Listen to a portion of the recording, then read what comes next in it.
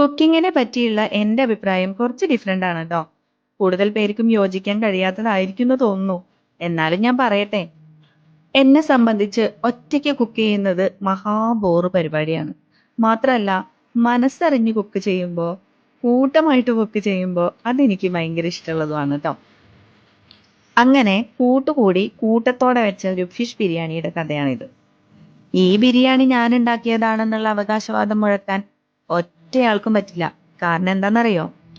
ഉള്ളി തൊലി കളഞ്ഞത് അച്ഛനാണ്, ഉള്ളി അരിഞ്ഞത് മനുവേട്ടനാണ്, അരി കഴുകിയത് അമ്മയാണ്, മീൻ വറുത്തത് ഞാനാണ്. അപ്പോ ഇതാരുണ്ടാക്കിയെന്ന് ചോദിച്ചാ ഞങ്ങളെല്ലാവരും കൂടി ഉണ്ടാക്കിയെന്ന് മാത്രമേ പറയാൻ പറ്റുള്ളൂ. അതല്ലേ രസം. നമ്മൾ ഒരാളെ മാത്രം അടുക്കളയിലിട്ട് കഷ്ടപ്പെടുത്തി കഴിക്കാൻ സമയത്ത് എല്ലാവരും കൂടി ഓടി പാഞ്ഞു വരുന്നതിനേക്കാളും രസമല്ലേ എല്ലാവരും കൂടി ഒരുമിച്ച് കുക്ക് ചെയ്യുന്നത്. എനിക്കതാണ് ഇഷ്ടം കേട്ടോ, പഠിച്ചതുകൊണ്ടൊന്നല്ലേ. കല്യാണത്തിന് മുൻപൊക്കെ കുക്കിംഗ് നല്ല ഇഷ്ടമുണ്ടായിരുന്ന പല സ്ത്രീകളും പിന്നീട് കല്യാണശേഷം പറയുന്നത് ഞാൻ കേട്ടിട്ടുണ്ട്. കുക്കിംഗ് ഭയങ്കര മടുപ്പാണ്, ഭയങ്കര ബോറിംഗ് ആണ് എന്നൊക്കെ. ഞാനിങ്ങനെ ആലോചിച്ച് നോക്കുമ്പോൾ അതിൻ്റെ ഒരു കാരണം എന്ന് പറയുന്നത് അവര് ആ ഒരു അടുക്കളയിൽ മാത്രം തളയ്ക്കപ്പെട്ടത് കൊണ്ടായിട്ടുണ്ടാവില്ലേ. അല്ലെങ്കിൽ ഇഷ്ടത്തോടെ ചെയ്യേണ്ട കുക്കിംഗ് കഷ്ടപ്പെട്ട് സ്വന്തം ഭാരം മാത്രമായിട്ട് ചെയ്യേണ്ടി വരുന്നത് കൊണ്ടായിരിക്കില്ലേ. അങ്ങനെയൊക്കെ ആയിരിക്കണം. അതുമല്ലെങ്കിൽ നല്ല ഇഷ്ടത്തോടെ ചെയ്തിട്ട് അത് കഴിച്ചു നോക്കുന്നവര് ഒരു നല്ല വാക്ക് പറയാത്തത് കൊണ്ട് കൂടി ആയിരിക്കില്ലേ.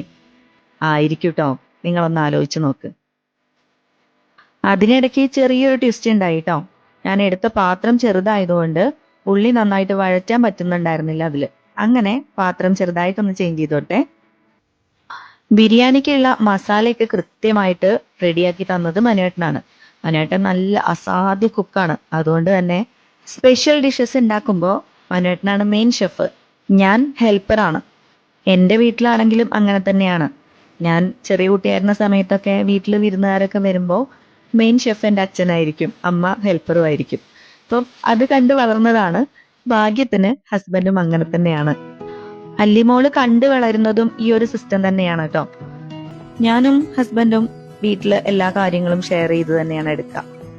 ഇത് എനിക്ക് മാത്രം ചെയ്യാവുന്ന പണി അല്ലെങ്കിൽ അത് ഹസ്ബൻഡ് ചെയ്യേണ്ട പണി അങ്ങനെ ഒന്നുമില്ല. ഞങ്ങള് ആരാണോ ആ സമയത്ത് ഫ്രീ ഉള്ളത്, അപ്പൊ എന്താണോ പണിയുള്ളത് അതിനനുസരിച്ച് ഞങ്ങൾ അങ്ങനെ ഷെയർ ചെയ്തെടുക്കും. ഇനിയുള്ള തലമുറ എങ്ങനെയൊക്കെ ചിന്തിച്ച് വളരട്ടെ. നമുക്ക് ജീവിക്കാൻ ആവശ്യമായിട്ടുള്ള പണികളൊക്കെ ചെയ്യാൻ നമുക്ക് അറിഞ്ഞിരിക്കണം. അതിന് ആൺകുട്ടിയാണോ പെൺകുട്ടിയാണോ എന്നൊന്നും നോക്കണ്ടെന്നേ.